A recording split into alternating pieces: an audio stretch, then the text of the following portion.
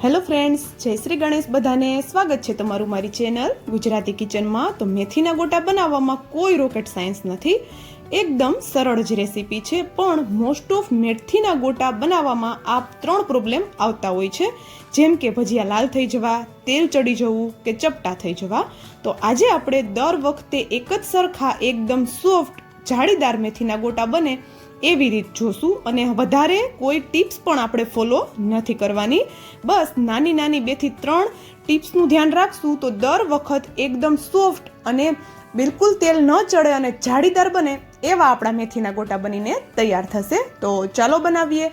તો એના માટે આપણે અહીંયા સૌપ્રથમ તો એક મોટું બાઉલ અથવા તો મોટું વાસણ લઈ લેવાનું છે, અને એ વાસણમાં હવે સૌપ્રથમ તો આપણે અહીંયા અડધી ચમચી જેટલા ધાણા અને અડધી ચમચી જેટલા મરી બંનેને મેં અધકચરા વાટી લીધેલા છે.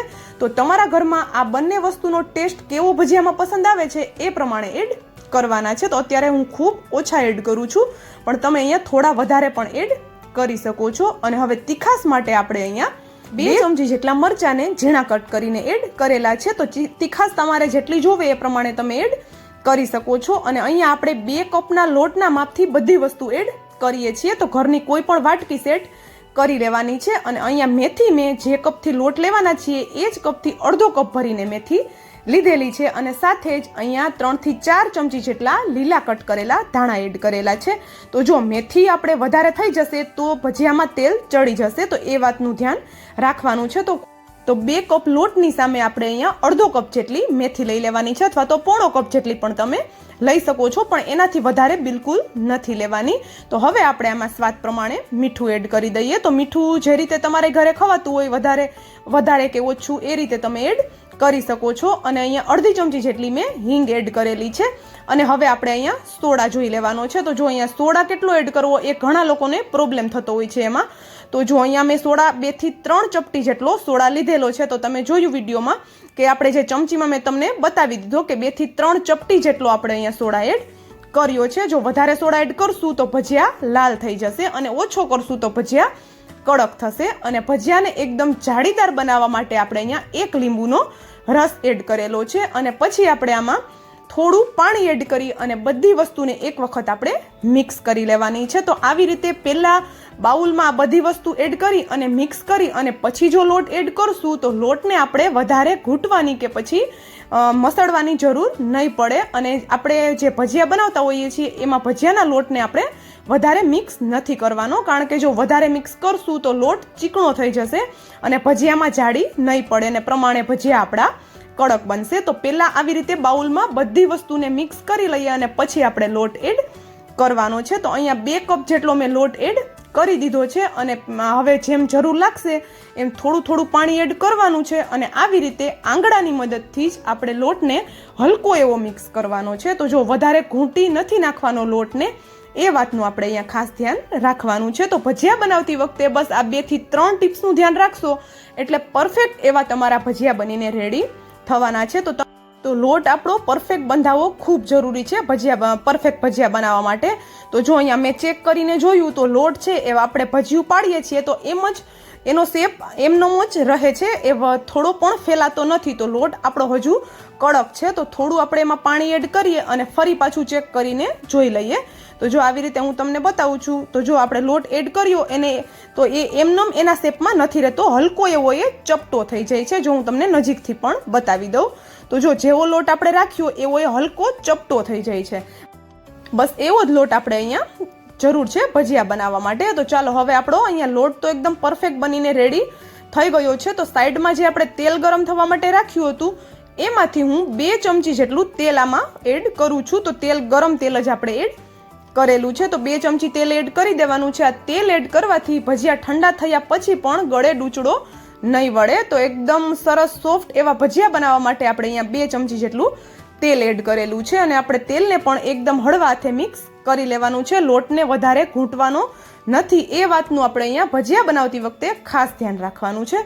અને જો હું તમને લોટ પણ બતાવી દઉં તો જો લોટમાં એકદમ સરસ એવી જાડી દેખાય છે, એકદમ હલકી આપણા લોટમાં જાડી દેખાય છે. તો આ પરફેક્ટ આપણો અહીંયા લોટ બંધાઈને રેડી થઈ ગયો છે. અને ફરી પાછું લોટનું ટેક્સચર હું તમને બતાવી દઉં કે જો કેવું રાખવાનું છે. તો જો આવી રીતે આપણે ભજીયું પાડીએ તો હલકું એ ચપટું થઈ જાય છે, એમ જ એના શેપમાં ગોળે ગોળ નથી રહેતું. તો બસ આવો આપણે અહીંયા પરફેક્ટ લોટ બાંધી લેવાનો છે. તો ચાલો હવે આપણે ભજીયા પાડી દઈએ. તો અહીંયા એના માટે સાઈડમાં તેલ ગરમ થવા માટે રાખ્યું હતું. તો તેલ જો આવી રીતે સરસ એવું ગરમ થયેલું હોવું જોઈએ, પછી જ આપણે એમાં ભજીયા એડ કરવાના છે, નહીંતર ભજીયામાં તેલ ચડી જશે. તો જો અહીંયા સરસ એવું તેલ ગરમ થઈ ગયા પછી આપણે આ રીતે તમને જે સાઈઝના પસંદ હોય એ સાઈઝના નાની મોટી સાઈઝમાં તમે ભજીયા બનાવી શકો છો. અને આવી રીતે આપણે ભજીયા પાડી લેવાના છે. તો અહીંયા આપણે વધારે કોઈ જ વાતનું ધ્યાન નથી રાખવાનું, બસ સોડા કેટલા એડ કરવાના છે એ જોવાનું છે, સાથે મેથી વધારે ન થઈ જાય એનું ધ્યાન રાખવાનું છે, અને લોટને વધારે ઘૂંટવાનો નથી. બસ આપણે આ 3 વસ્તુનું ધ્યાન રાખશું એટલે પરફેક્ટ એવા આપણા ભજીયા બનીને તૈયાર થશે. અને તમે જોઈ શકતા હશો હું જેવા ભજીયા પાડું છું એવા ભજીયા એની રીતે ઉપર આવી અને એની જ રીતે પલટી જાય છે. તો આ પરફેક્ટ આપણા ભજીયા બનશે એની એક આ સાઇન છે. તો જો આપણે પલટાવવાની જરૂર નથી રહેતી, એની જ રીતે એ ઉપર આવતા જાય છે અને સાથે જ પલટતા જાય છે. તો એકદમ સરસ એવા આપણા અહીંયા ભજીયા બનીને રેડી થવાના છે. તો એકદમ પરફેક્ટ બજાર જેવા ભજીયા બનાવવા માટે આપણે કોઈ જ વધારે ટિપ્સનું ધ્યાન નથી રાખવાનું. બસ લોટ આપણો પરફેક્ટ બંધાશે એટલે ભજીયા આપણા એકદમ સોફ્ટ અને બિલકુલ ભજીયામાં તેલ નહીં ચડે અને ભજીયા બિલકુલ લાલ પણ નહીં થાય.